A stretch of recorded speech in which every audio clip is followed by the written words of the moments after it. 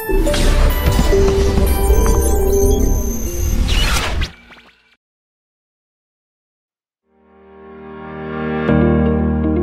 Pokja AMPLS Kabupaten Kota, tim Pokja AMPLS dan tim QA, semoga apa yang kita peroleh dari kegiatan ini dapat berguna untuk mendorong Pokja AMPLS Kabupaten Kota dalam rangka percepatan penyusunan dokumen pemutakhiran SSK pada tahun 2021 ini.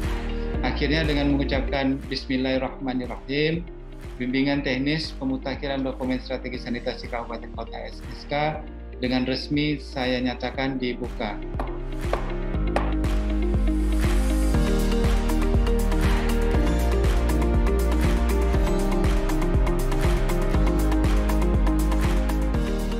File yang baru, copy value ya, paste spesial ya, values. Oke,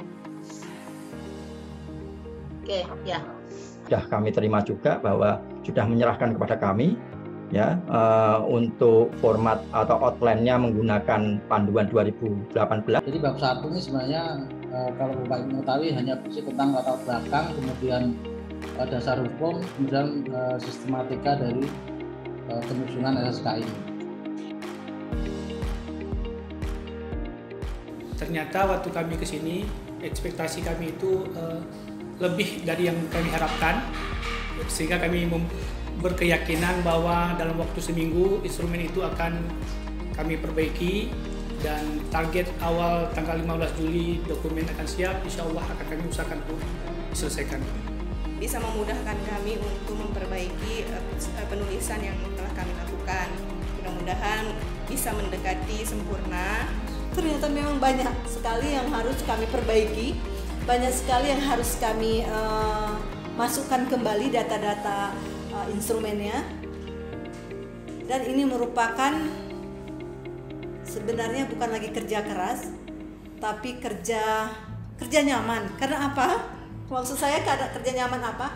Karena sudah dapat bimbingan, informasi apa yang harus kami kerjakan.